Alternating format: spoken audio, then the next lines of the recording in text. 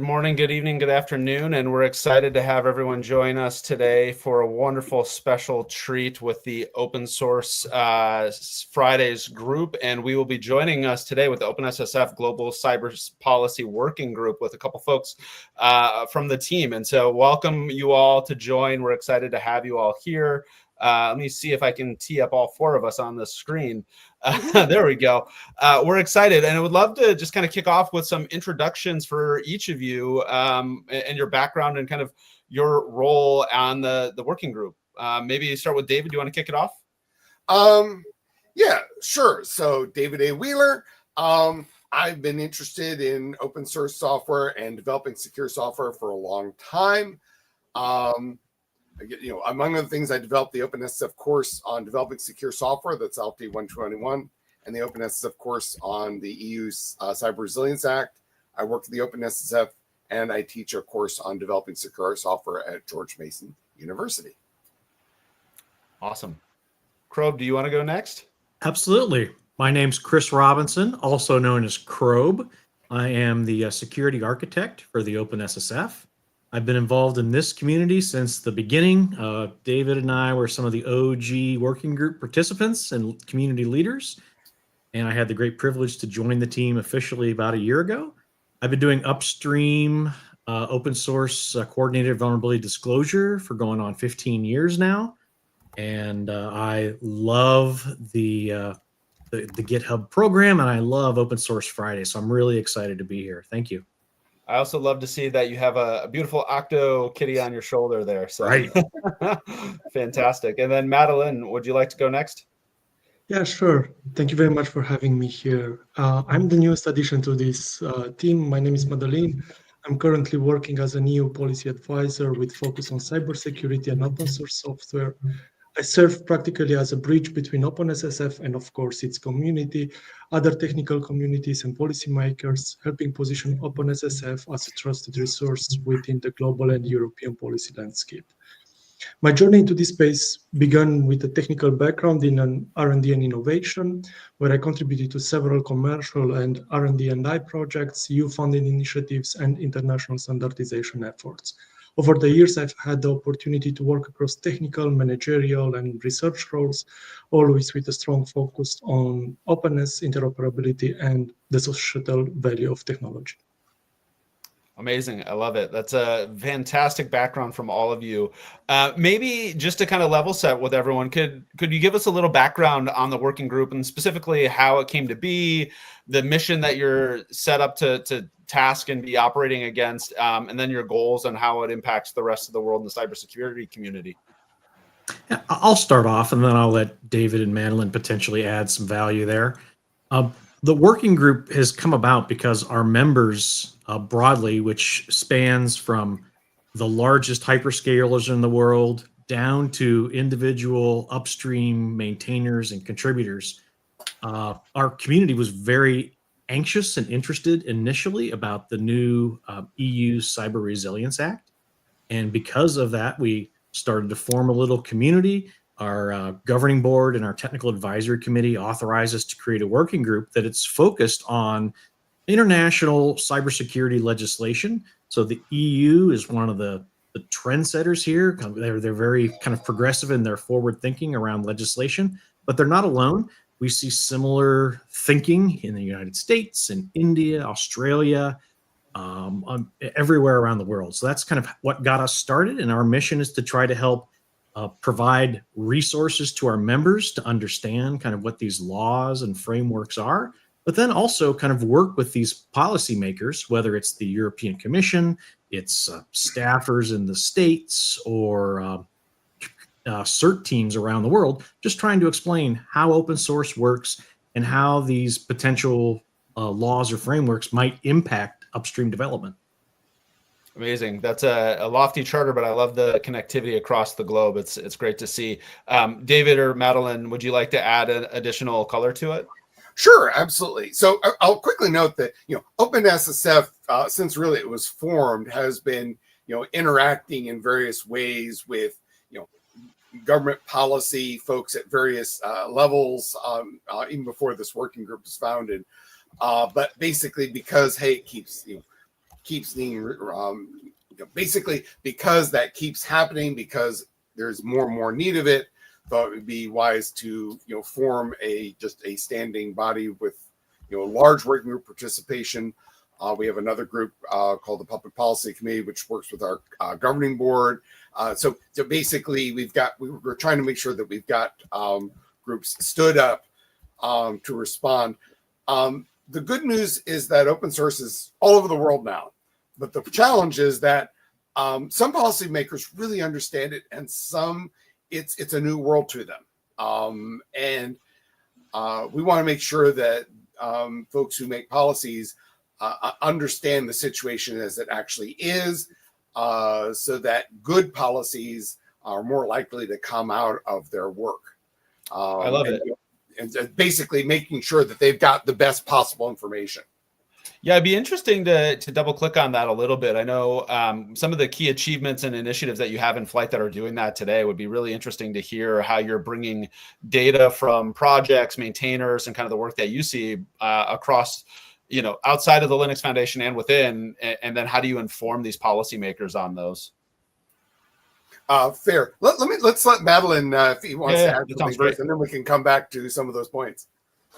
So indeed, some of our key achievements and initiatives from this working group are related to, especially to our community. We are having a global, strong community behind us. That's the most important thing. You will notice that we have people from many countries and many different organizations. And yeah, we are trying to rely on them and to help them in the same time.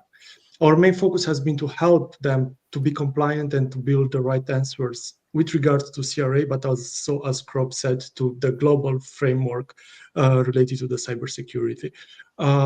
We have tried to provide trainings and guidelines for them.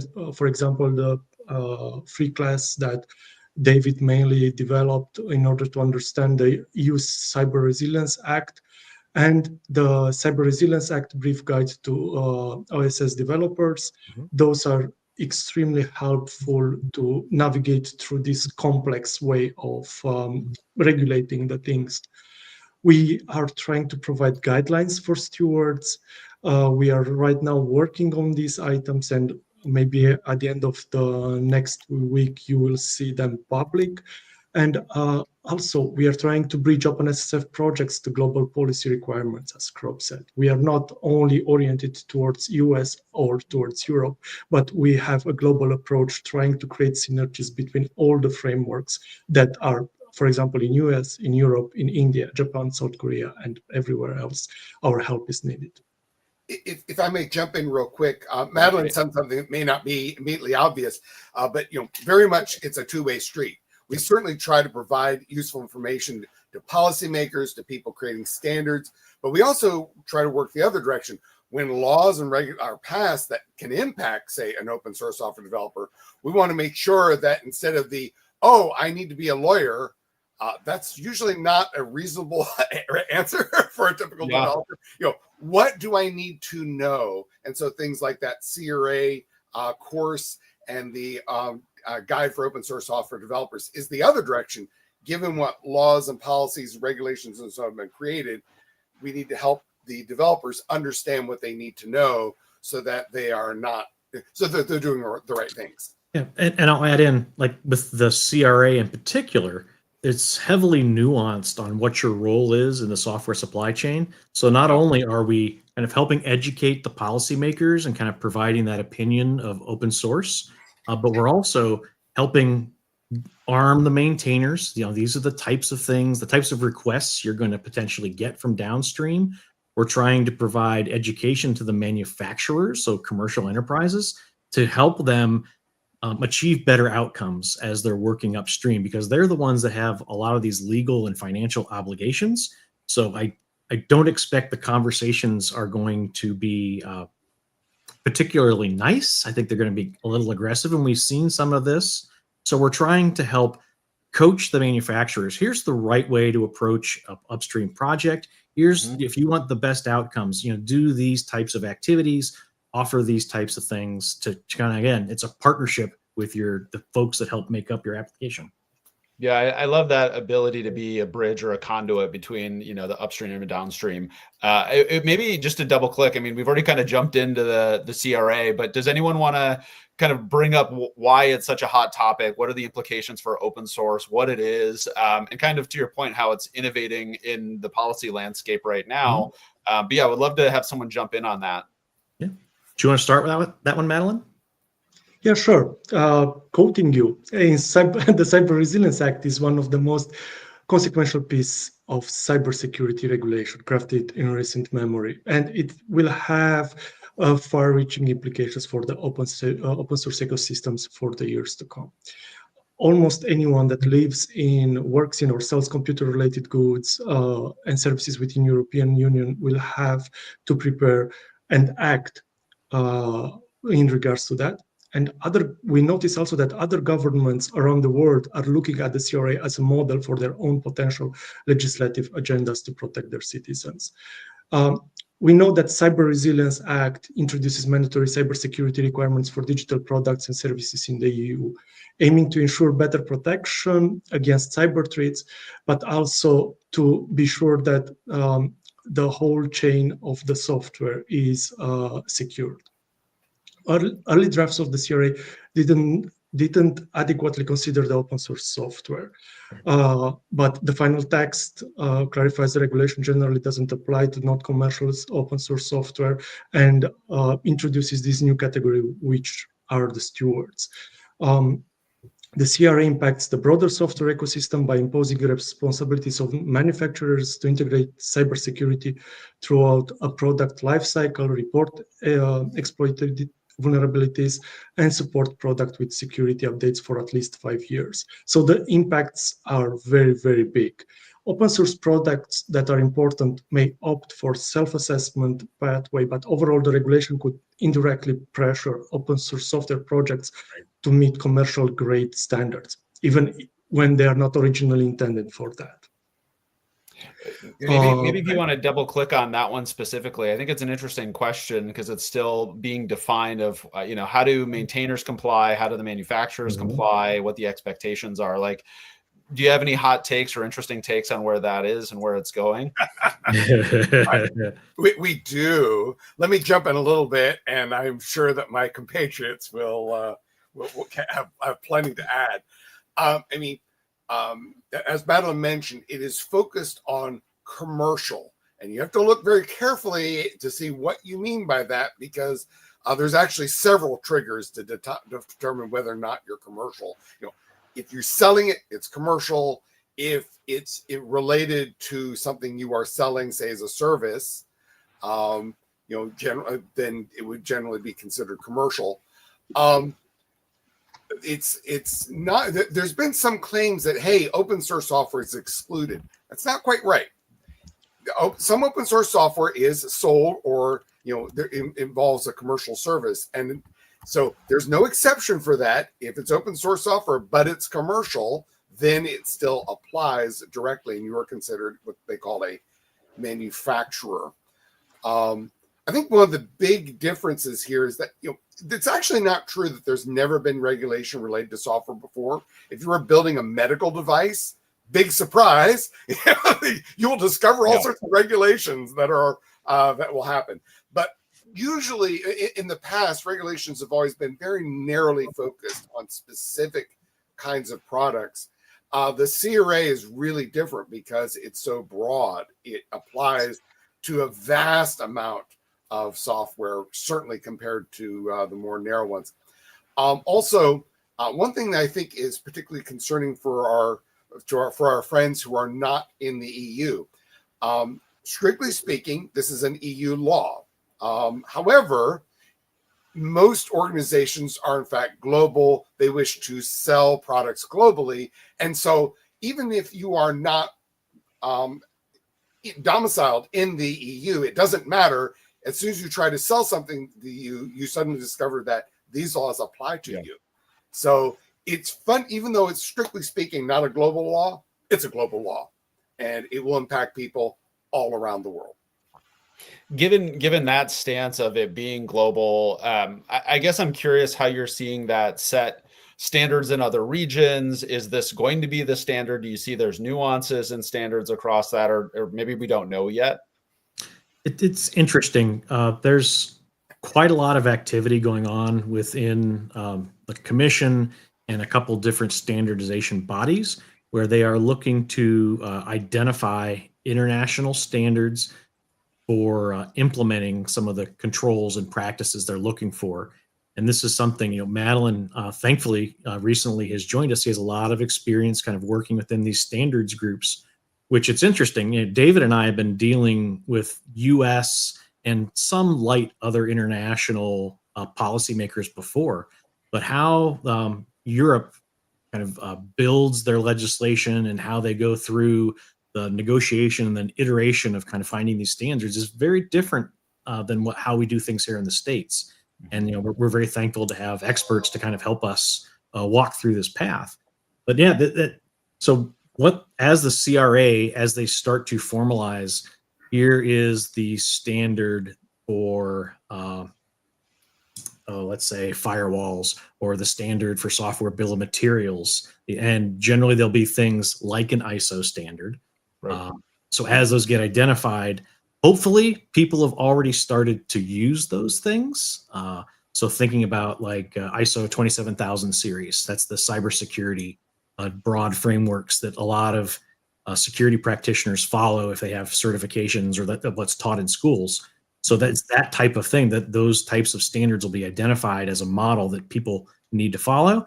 And that's when you get to talk to the auditors, the Market Surveillance Authority, or ENISA potentially, that's the type of stuff that we're looking for evidence that follows these international standards. Yeah, that's great. Yeah, CRob mentioned some of the differences between how the EU works versus some other areas such as the US. One thing I think is intriguing is their approach to standards is different perhaps than some other regions. What is, strictly speaking, what is required by the law is whatever the law says. Strictly speaking, the standards are optional. All that's required is that you follow the law. But the law is very high level. It's general. How do you know that you met this? Well, most manufacturers want more confidence in that I follow this law. And that's in many ways, the roles of at least some of the standards is basically to say, hey, if you meet these requirements, then you are presumed to be conformant. And there's a whole process that we can get into, but I don't know if we want to get into it here. But basically, for certain standards related, if you meet the requirements and you follow certain procedures, then you're presumed to be conformant.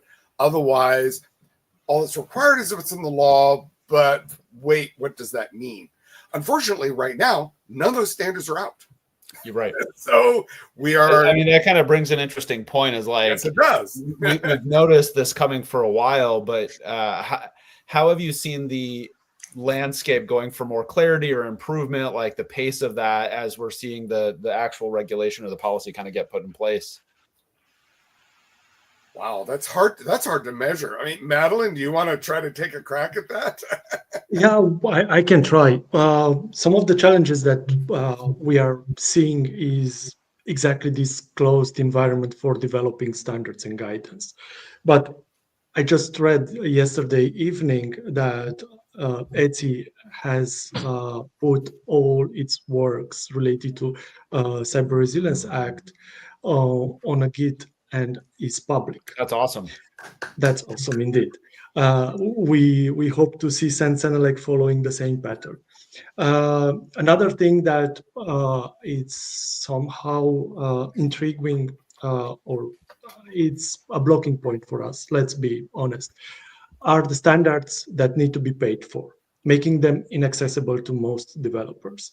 As David said, in order to be compliant with CRA, the most usual path, it will be to be compliant with these standards. If you do not have access to those, it will be very difficult to be compliant with those. Consequently, we are fighting to open this environment to make our community aware about what is happening there.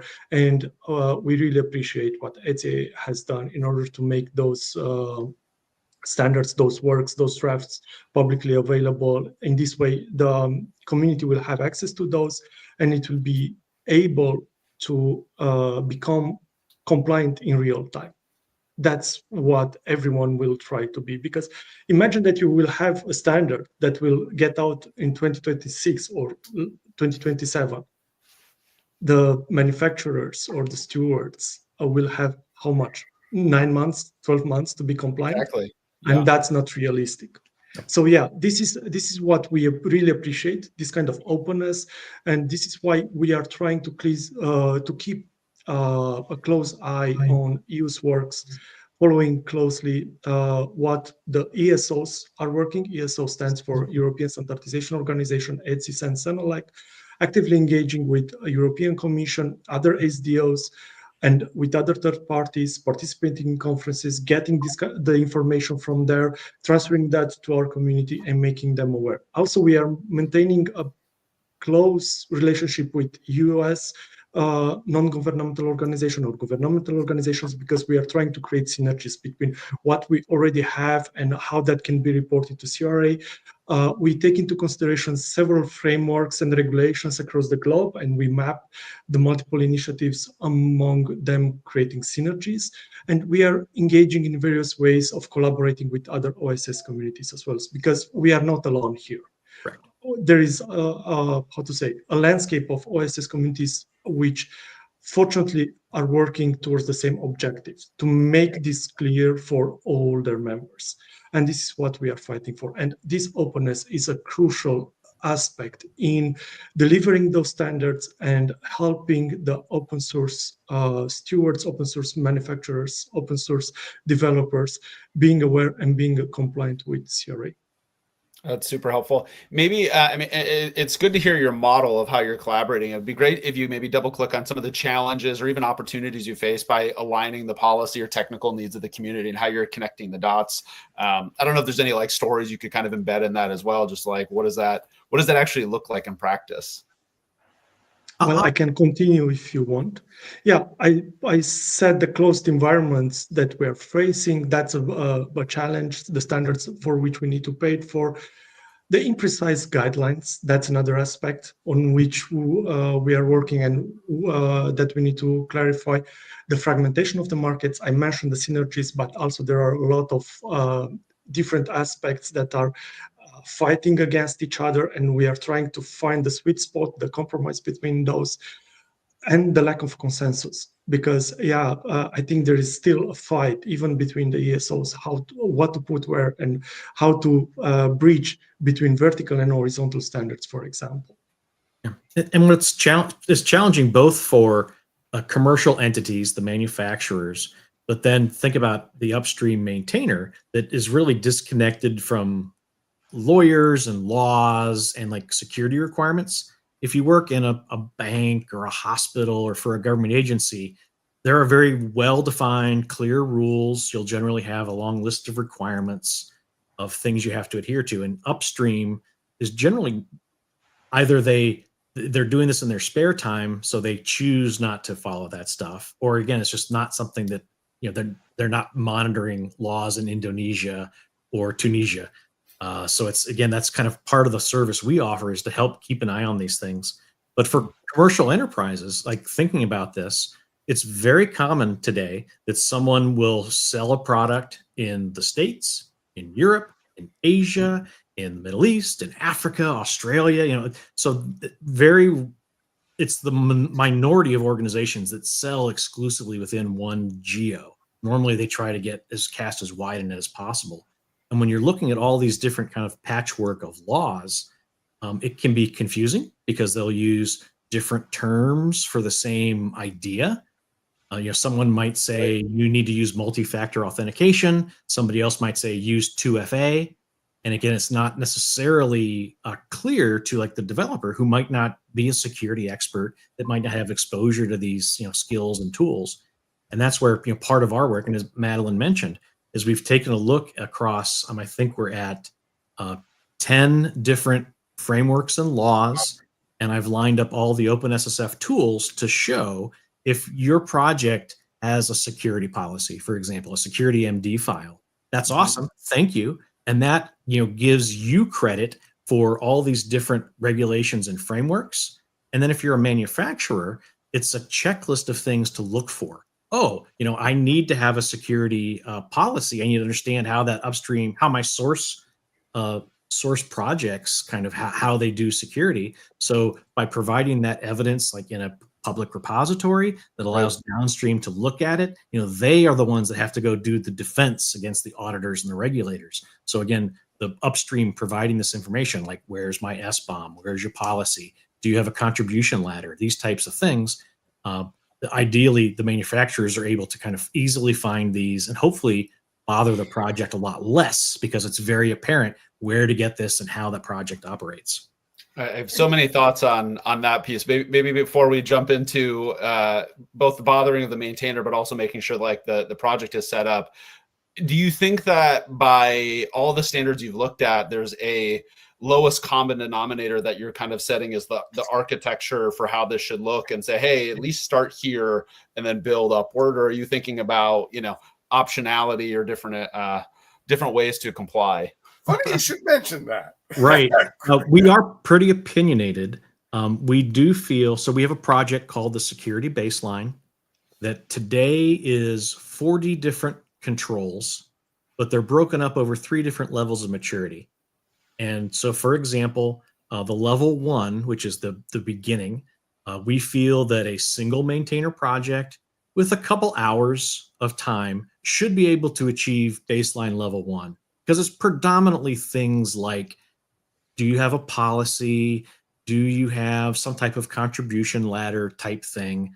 Do you have some really kind of high level, like do you enable branch protection in your repository? That type of kind of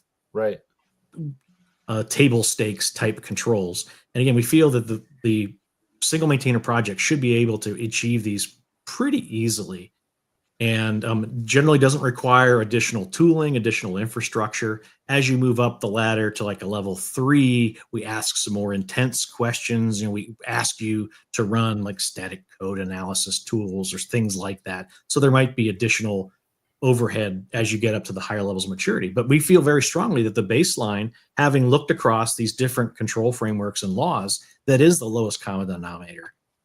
I came from the world of banking and finance and insurance. David's come from a world of government work. So again, we've had a lot of experience with compliance. And again, I feel like our baseline project is a nice starting point and helps maximize both the developer's time and also helps focus downstream. Like these are the types of practices we need to look at.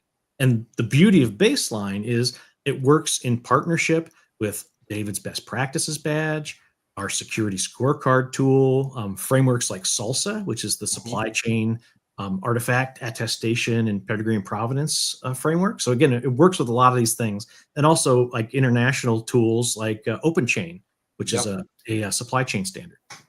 Yeah, let me quickly note that earlier we were talking about the problems of lack of clarity, oftentimes a lack of transparency, and these are all valid concerns. But there are some things we also know. For example, the CRA, yes, we would like there to be more detail. Yes, we would like more clarity. But frankly, some of it is, you can already infer a whole lot from what's already available. And so what we're in general advocating for, and frankly, we've been advocating for a long time, is take what you can learn, apply that. You're always going to be learning something new, but it's a whole lot easier if, well, I was already doing this, and I already did branch protection, I already did this, I already did that. Okay, oh wait, there's this one other thing I didn't think about. Fine, but you were doing the other 9 things. Adding number 10 out of 10 isn't so bad when you're already moving in a reasonable direction. So in general, we're asking people to, hey, a lot is known, learn what's known, start with that. Yes, we wish the standards were already out. We're trying to we're trying to get involved where we can. We're encouraging more transparency when we can't, but let's also take advantage of what's known and not wait for the perfect collection of all information. That's never going to happen. And let me jump back in. The CRA is the newest of these international laws, but what the CRA is requiring and what they want people to do has been standard in cyber and information security programs for decades. The newest thing that the bill wants you to do is have an SBOM, which again, that's an 8-year-old effort in the ecosystem. So people probably have heard these things and have at least bumped into many of these requests, because I've been practicing cyber for a long time, and this is stuff I talked about decades ago, that my company should do. And now we're trying to get those practices instantiated both up and downstream more consistently. Indeed, and I think the standardization efforts should not reinvent the wheel. On the contrary, should reference what is already existing. CRob mentioned ISO 27000 framework. That should be there. We should start from there. We should add on top of that. And I think SenseAnalytic is doing, for example, a gap analysis of what is missing from there and trying to enrich, trying to adapt that to the text of the CRA. We have plenty of tools that could be referenced, could be used. Yeah, let's do that. Let's speed up the works of the standards, knowing that we already have the things in our hands. We just need to make them use. We just need to put them on those files in those standards. That's super helpful. Maybe shifting just a little bit, since we kind of have this baseline already, how do you think about strategies or tactics to increase both awareness, preparedness, and kind of delivering some of these like baseline things across the entire landscape of projects, maintainers? I mean, just thinking broadly, I know there's programs like the GitHub Secure Open Source Fund, like we're starting there, but there's a large amount of projects and maintainers that probably need this baseline as well. And like, how are you thinking about strategies and tactics to do that? Do you want to start, David? I mean, sure. We have several different approaches. Maybe I should back up a little further. So, I mean, one is education, just in general. Software development, which is of course a big thing of mine. I've always, when people, I actually have all the degrees. If you want, I don't. But if somebody asks me, how did I learn how to develop software, I would tell you I'm self-taught. Yes, I took some classes, but I learned a whole lot more from doing things and from other people who were doing things. And I try to share what I've learned with other folks. And so if you're in this field and you don't want to learn anymore, you're in the wrong field. So education, I think, is part. CRob mentioned baseline, which is an effort. We've basically been working for a while to, we currently have a version that we're, getting feedback on, trying to get more, approaches to, and once we solidify this up further, various tooling to help with that.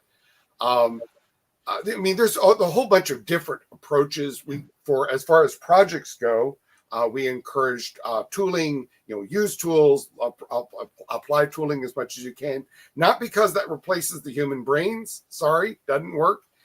Even the AI systems do not replace all the humans. That's maybe someday. Today is not that day.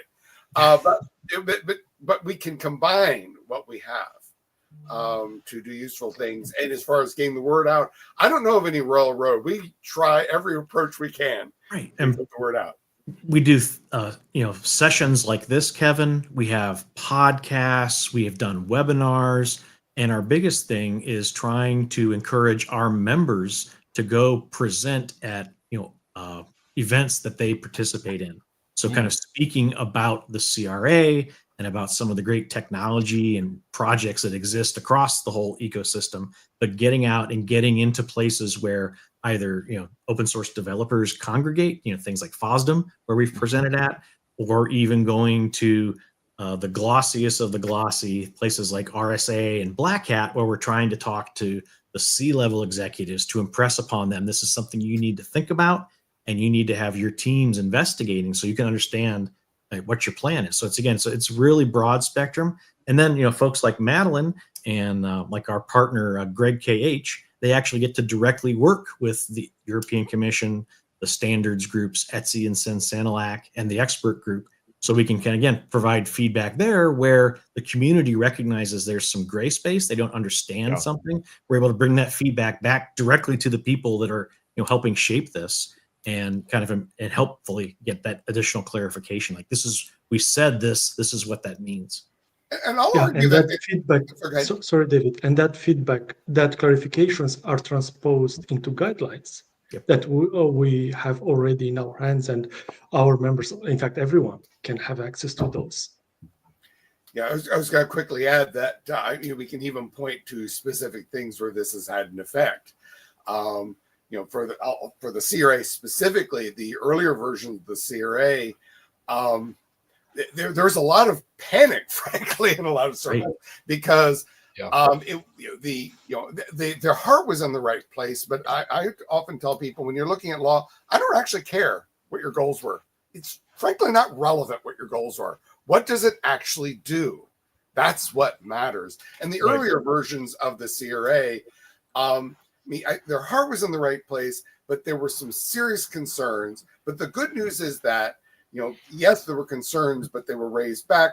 They listened. They made adjustments. You can always argue about, hey, what about, was this, should have been done a different way or whatever. But some significant changes were added. This whole new role, for example, of an open source software steward were created because at the time they really didn't, a lot of the folks involved really did not understand how pivotal open source software is to modern software development and how it's actually developed. Right. And once those adjustments were made, the law suddenly made a whole lot more sense to everybody. And that's a good thing. That's you want that feedback and so on. And that's where the power of open source communities came into play.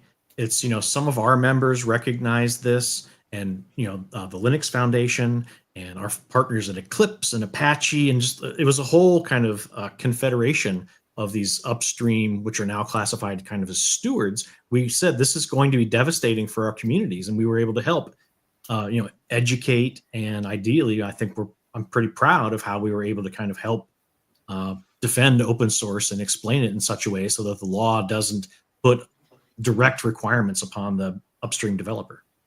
That's a really good example.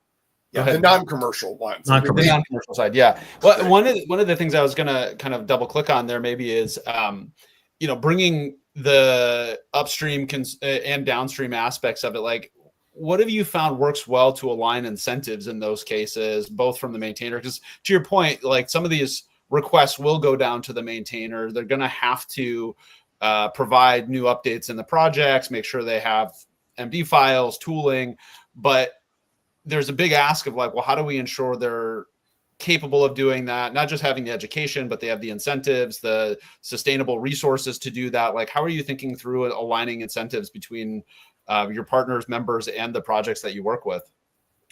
Well, and I'll start before David and Madalin jump in. We're already seeing this today.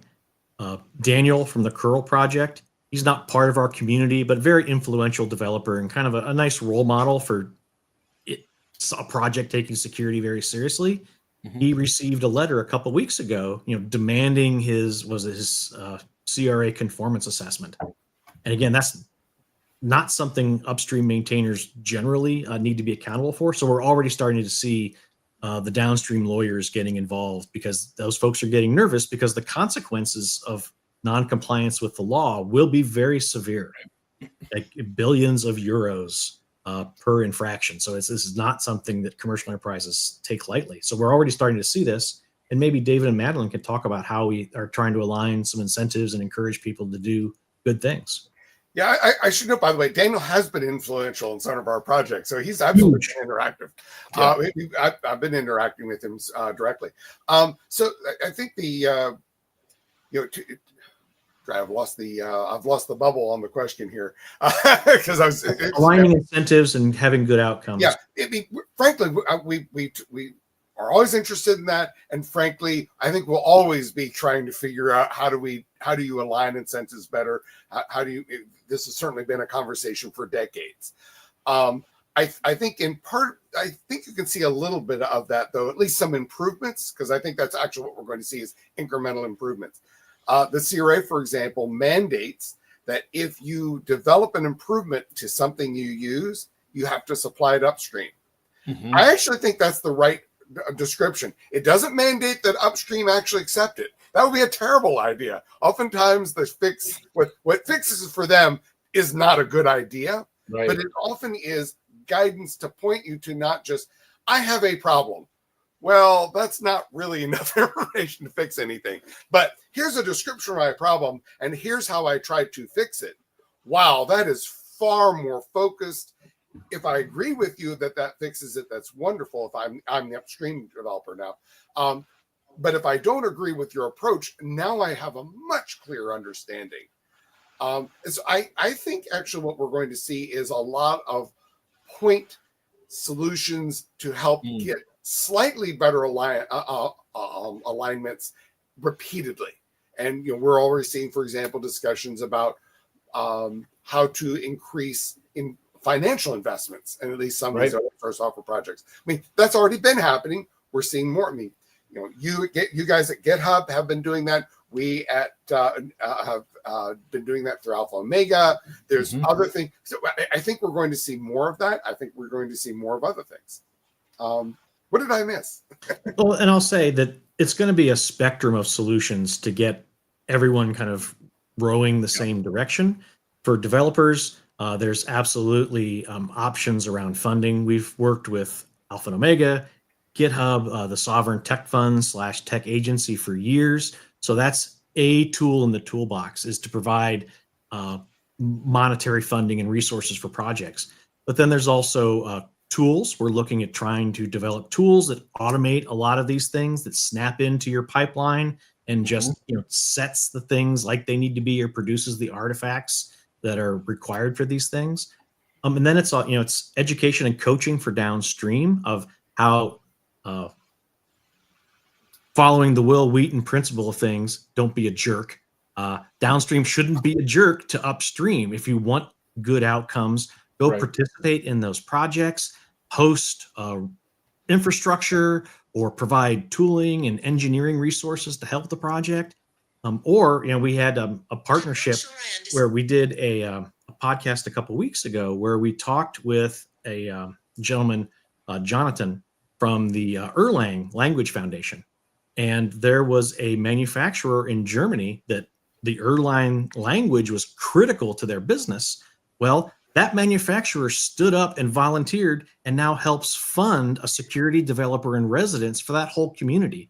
So Jonathan is actually helping the whole Erlang ecosystem implement tooling, get set up to be like a CNA, a CVE numbering authority, help with the disclosure policy. So again, that's and we've seen this pattern time and time again, where we find a expert developer that's trusted by the community, and helping fund those people to help uplift that whole community has been an extremely effective tactic. I love that. It kind of double clicks on the Etsy example, but I feel like you need more of these case studies being like publicized of best practices of how to do it, and then giving the stewards more tools in their toolkit of what does great look like, and kind of baseline the other way, right? Of how do they support them? So that makes a ton of sense. Maybe shifting just a little bit, I'd love to get a sense of, where you see looking forward some of the trends shaping both the open source security and the cybersecurity policy around this. Yeah, definitely some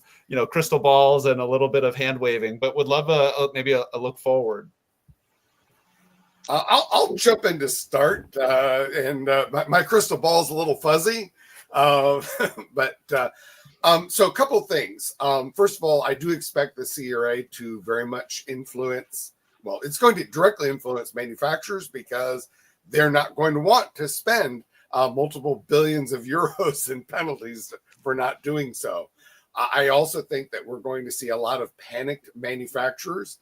We did a survey earlier this year about CRA awareness, and I've forgotten the number. Maybe one of you two will remember, but a remarkably large number of people couldn't name the year that the full law came into effect. We're not even talking about what it says. They didn't even know what year it was going to show up. So, and parts of the requirements show up in 2026, which is not far from now. So there's going to be a lot of panic manufacturers. They are going to try to do something, and they're going to try to suddenly turn around and look at their suppliers, including and basically where all the software comes from. So there's going to be a whole lot of, as I said, panic and attempt to deal with things. AI is absolutely influencing everything. In particular, the AI being used to develop software. I think that there's been a whole lot of overselling of the capability of AI systems. No. I mean, I think what's happened is that they're actually amazing when you have nothing and want to create a little tiny program to do a very tiny thing. They're actually surprisingly good at that in many cases. And that therefore means that they're good at all software development, right? No.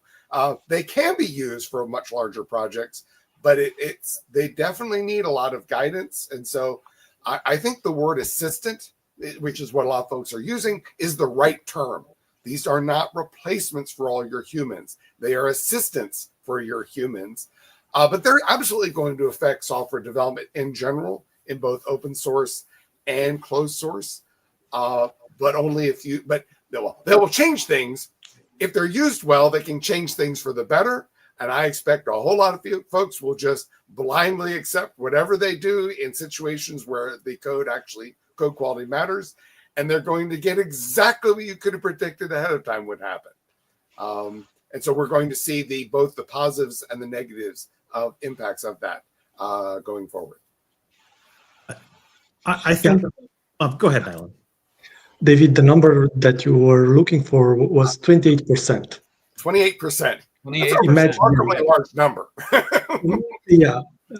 Only 28% of the companies knowing on which year CRA 28% know. So the others, yeah. So 72 don't know. That's exactly. Right. It's a massive number. Yeah. Okay.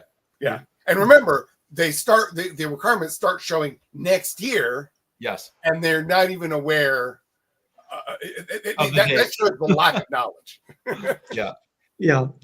What I wanted to add is, and that makes me happy, is that the governments and authorities are understanding the importance of open source. And consequently, we see this kind of three-way collaboration between public institutions, private companies, and open source maintainers. Open source security is now seen as a matter of national economic security. And yeah, I think that we need to continue on this path, and we need to see this kind of involvement from all the needed stakeholders to secure that and to use norms around security development, vulnerability management, and of course, SBOMs, in order to know what we take from where and to be aware about if something crashes down.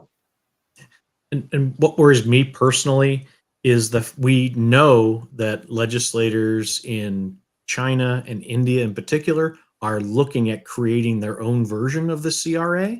Right. And here in the States, we'll have something, and in Britain and Australia and everywhere. But we're aware of other legislators thinking about this problem to protect their citizens. What I'm afraid of is that we will have that drift in scope. The CRA is very good, but it's not perfect.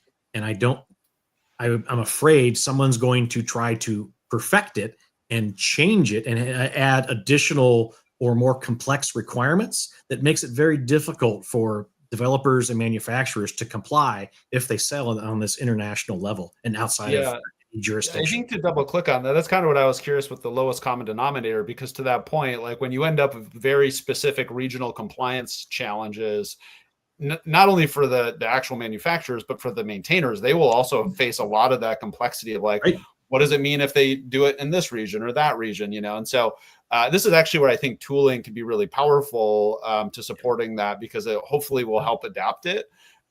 There's another like kind of double click on that to your point on AI for good or for not for good, but like in that sense, I think this is an opportunity for maintainers to be able to have AI powered tools to help establish that and make it more easy for them to comply and make it easier to have secure code. I mean, we're certainly seeing that in other aspects. So I'm excited for those aspects as well. Maybe kind of on those policies specifically, like how are you thinking about prioritizing your time? I mean, I don't know how big the working group is today, but obviously it takes a village. And so I'm curious how you're prioritizing supporting the EU CRA versus like trying to manage some of these other regions or other policy initiatives. Broadly, we are very happy. We have access to experts like Madalin and he has a counterpart that's part of our Linux Foundation Europe organization, Paula. And these folks, these two have deep experience working with policy and within the regulatory framework in Europe. So that's great. So from a European perspective, I think we've got good coverage. The working group is one of our most active groups. We meet several times a week, and we have different focuses, different foci. We have the main working group, which is more of a just kind of information sharing. We talk about standards, we talk about tooling, we talk about how to raise awareness. So today, from a Europe standpoint, I think we have good coverage. With the states, right now, the U.S. administration is in flux. They're not super interested in regulation right now, but that could change. So that's something that we monitor. And again, the majority of our members are located in 3 areas on the planet: the U.S., North America, in Europe, and then Asia. So we have members that are kind of scouting out for us and making us aware of these things. And then we're able to kind of drop ship in experts like Madalin to help, that have that specific subject matter expertise. And then we just kind of put a call out to the community. Is anyone trying to sell a thing in China? Well, if so, let's get together and talk about it. Maybe we need to form a special interest group or have a channel or have some specific documentation for that particular concern. But that's really kind of how we very much rely upon our community. Both, we help serve them, but we also get a lot of intelligence from the community. Yeah, I mean, we're interested worldwide. I mean, that includes the EU, the UK, the US, Japan, China, India, Australia. I mean, there's a lot of places around the world. One of I agree that tooling can help, but also trying to encourage places around the world to not have incompatible requirements or confusing requirements, I think really helps. Because again, when you develop an open source component, generally that's for use around the world. When you are manufacturing a commercial component, be it closed or open source, generally you want that available around the world. I mean, there are some systems like tax systems which tend to be local, but for the most part, the software doesn't tend to be that local to only one area. So we want as much as possible for these to not be inconsistent, but in fact, as much as possible to harmonize. And I mean, not just open source, but all of software industry. In fact, most industries have that kind of interest. But it's especially important for software because it's so easy to move around the world. I think that's a really good distinction, though. I mean, compared to physical good. Yeah, exactly. And open source is interesting too. I mean, from that perspective, like, because it's a publicly accessible piece of software that you can consume and run anywhere, like to your point, it could be created in any region, deployed anywhere, and vice versa. So I think one thing that I'm increasingly interested around too is where the developers are growing in open source. We see a lot of the growth in developers in India specifically being one of the top regions. And so how do we ensure those emerging open source developers are understanding and aware of all of these downstream consequences as they build net new projects, take off, and then are beholden on the security requirements that they may not have known about by shipping a component. So I think there's some things there that I'm really excited to kind of help out and think about as well. And it's the most amazing thing about open source is that somebody kind of shares their creativity with the world, but they don't necessarily understand how that piece of work is used.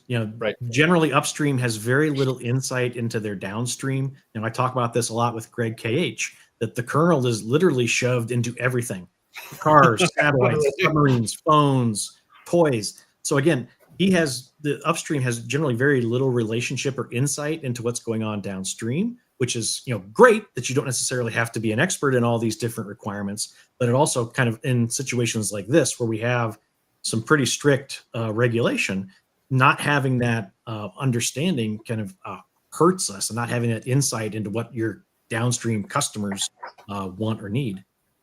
Yeah, you mentioned India. I want to give a quick shout out to our coworker Ram, who is in India and has very much been working. Love it. But in fact, I think it's fair to argue that the reason open source is so powerful is because it enables worldwide collaboration. I mean, I haven't been involved in open source software since before that term existed. But to me, the big shocking surprise to me happened, this was decades ago, so when I picked up a very early CD of a very early version of Red Hat Linux. Because before that time, it was generally accepted that, well, you can collaborate, make little programs, but you couldn't make a big program or an operating system that way. And that turned out to be, that was the received wisdom that was completely wrong.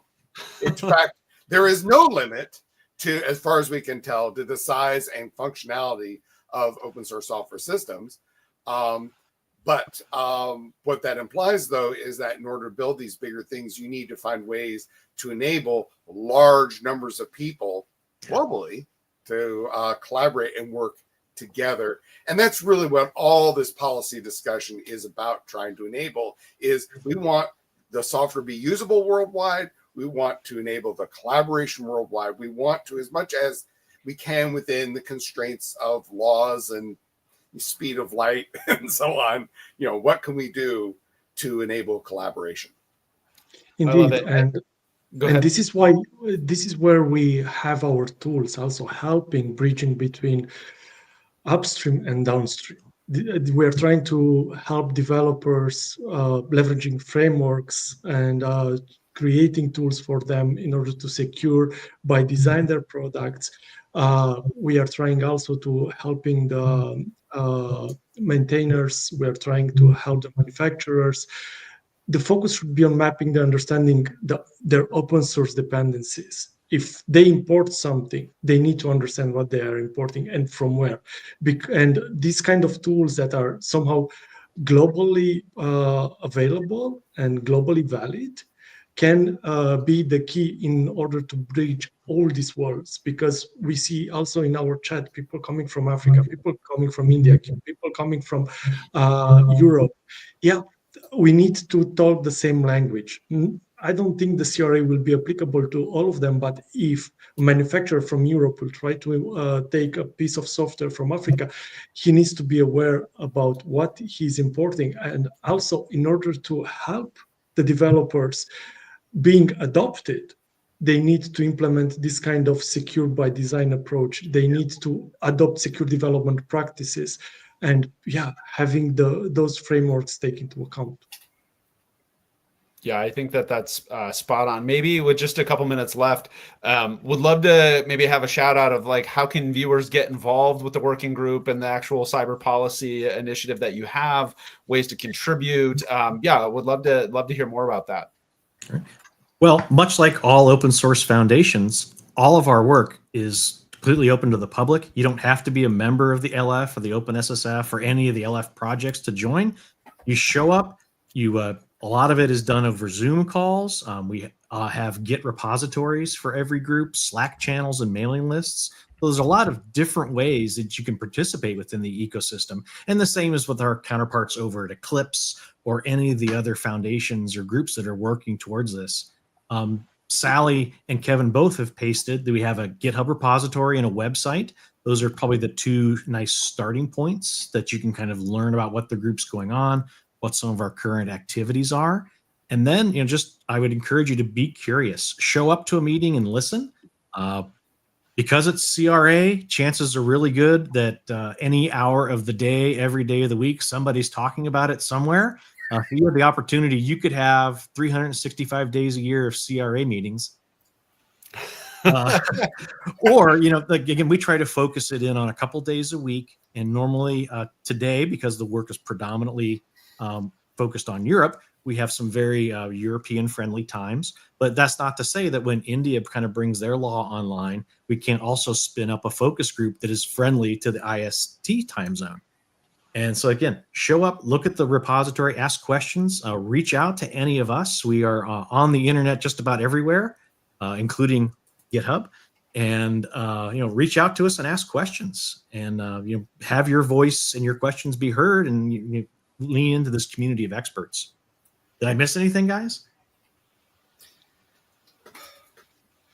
Yeah, maybe maybe just the fact that the people can come and contribute because we are relying on our community.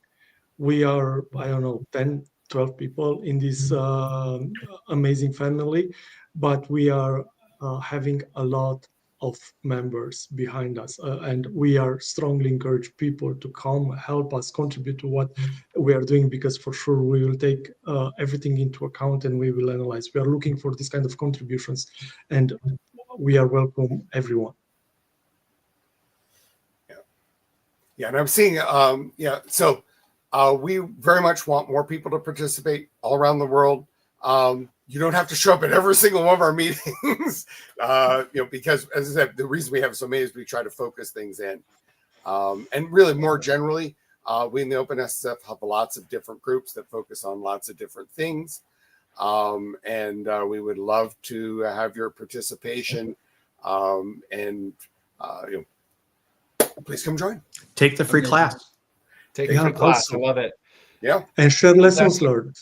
Share lessons learned. If you manage to do something, if you manage to be compliant with something, write a blog post, share it with us. We will be very happy to cascade that to our community. Yeah, that's the way in which we are engaging with our members and with other people. We are open. Feel free to join. Fantastic. Well, thank you all very much for this wonderful show and joining to share a little bit more about the team and the working group. Looking forward to more to come. And if folks have any questions, where can they find you? On LinkedIn, Twitter, GitHub. If you want to post in your handle or your chat, feel free to share that as well. So On LinkedIn, SecurityCRob on GitHub.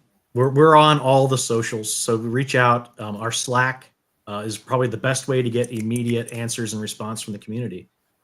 yeah, and we are traveling around the world in different conferences, events. Feel free to reach out. Feel free to join us there. My personal site's at dwheeler.com. You can go find me, and from there you can find all my crazy links and email addresses and any other way, and Slack and whatever else you want to get hold of me. Amazing. Well, thank you for joining us today, and thanks to all the guests for joining as well. It's been a pleasure, and have a wonderful Friday, and we'll catch up next week. Thanks all. Take care. Thank you very much. Bye.